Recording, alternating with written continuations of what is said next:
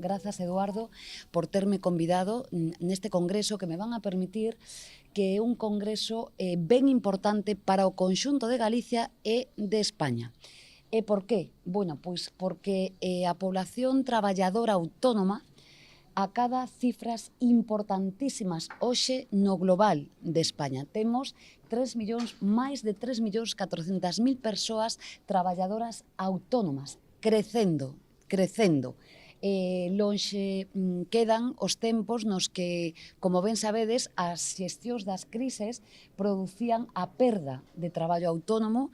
Falamos da xestión de Mariano Rajoy, lembremos que na xestión desa crise perdemos máis de 500.000 persoas autónomas en España, das que nunca falamos. Hoxe, como ben saben, as cifras de ocupación en España son moi importantes, pero tamén a creación de emprego autónomo e de emprego autónomo de calidade tamén son moi importantes no conxunto do país. 2. En Galicia, a presenza do traballo autónomo é moi relevante tamén. 211.000 persoas traballadoras autónomas, ao mellor algún de vostedes é un traballador autónomo, pois que teñen os seus negocios, as súas actividades desplegadas xustamente a través desta realidade económica. Por tanto, son ben importantes.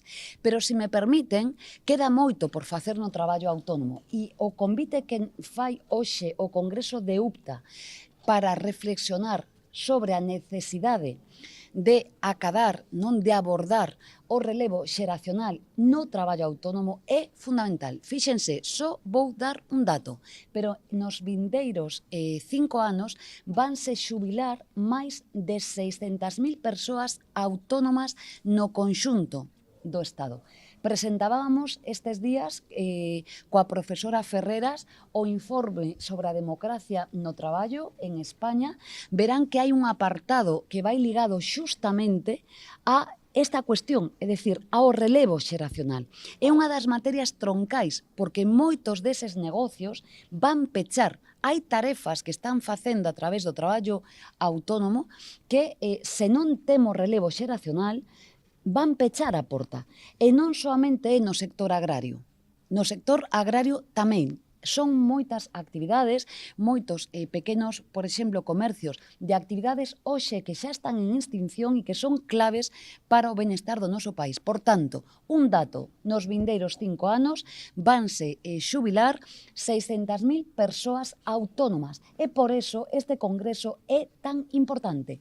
Ten que sair daqui, se me permiten, con absoluto respeto, obviamente, a asociación UPTA neste caso, pero temos que abordar saídas de políticas públicas para sermos capaces de tecer unha rede de continuidade de moitos dos traballos que hoxe se están desplegando no noso país. Por lo tanto, eu, sinxelamente, dar as grazas.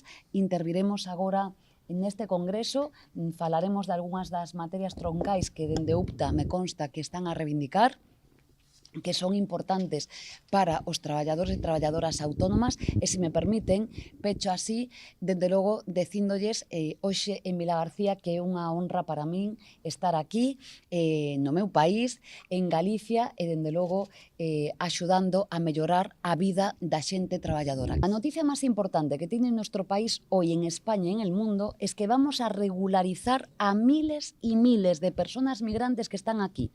Por cierto, quiero hacer pedagogía. Las personas migrantes que están aquí, que son trabajadores y trabajadoras, pero que no gozan de todos los derechos de ciudadanía, tienen derechos laborales. El delegado de gobierno es un experto en derecho laboral también, me acompaño de él. Quiero decir esto porque ahora acabo de estar con un trabajador que venía de Mali y no se sabe.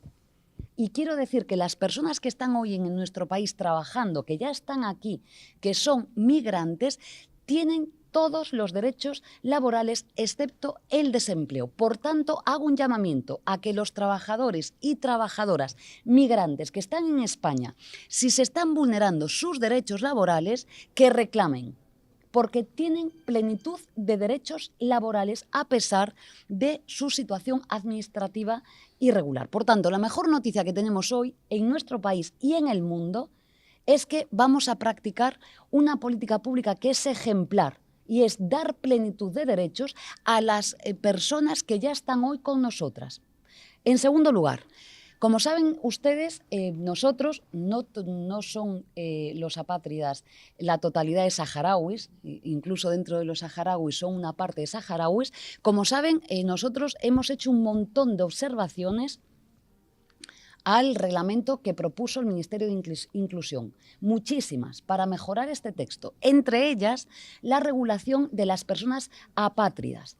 Y esta reclamación que hicimos fue estimada por la ministra Elma Sainz. Pero es verdad que el Consejo de Estado emitió una observación esencial sobre esta cuestión. Observación esencial emitida por el Consejo de Estado que no compartimos en absoluto. Y ya les digo que obviamente trabajaremos en el seno del Gobierno para modificar esto. Quedan a su disposición las observaciones presentadas, reproducidas además, sin poder decir nada más, reproducidas este propio lunes por mí misma en la Comisión de Asuntos Económicos de nuestro país. Pero, insisto, esta petición fue asumida en la propuesta reglamentaria que se hizo y después anulada por el Consejo de Estado. Por tanto, vamos a trabajar, como siempre hacemos, pero permítanme que les diga, esta es la mejor noticia. Y, por cierto, quiero aprovechar para señalar que la Conferencia Episcopal, la Iglesia Católica, está apoyando esta medida. La está apoyando por razones de humanidad, por razones de decencia. Y quiero aprovechar para decir que es una indignidad las declaraciones que acaba de hacer el señor Feijóo. Son una vergüenza. El señor Feijóo, con esas declaraciones hoy, no demuestra más que ser un vasallo de Vox, en el que, por cierto, está criminalizando a las personas migrantes. Es una vergüenza lo que ha hecho hoy el presidente del Partido Popular en nuestro país. Y le pido cordura al señor Feijóo. Cordura y humanidad. Y desde luego, como saben ustedes, ya que estamos en Galicia, nunca Galicia tuvo esta posición sobre las personas migrantes.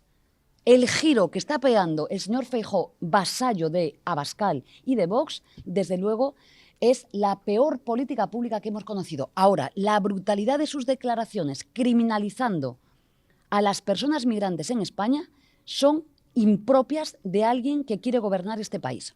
Quero facer un chamamento aos traballadores e traballadoras de Galicia.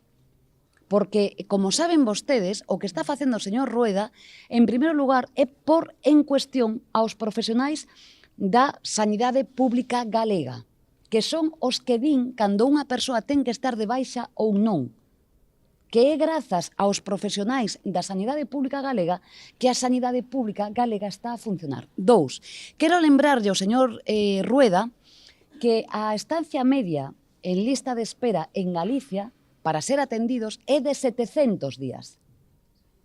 Si saben vostedes, cando nos sentamos a traballar cos axentes sociais, esta é unha das primeiras cousas que din, que hai que arranxar as listas de espera no noso país. O que sería caído por parte do señor Rueda no debate do Estado da Nación é que anunciara un plan para reducir a estadía, a espera, nas listas de esperas galegas. Pero lonxe de facer isto que fai é, pois bueno, facer, digamos que, políticas en contra da xente traballadora do noso país. Porque que nos quere decir o señor Rueda?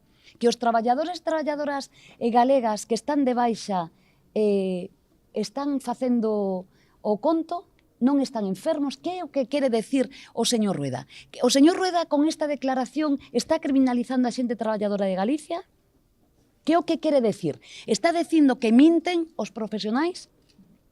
Ten na súa man a posibilidade de arranxar isto.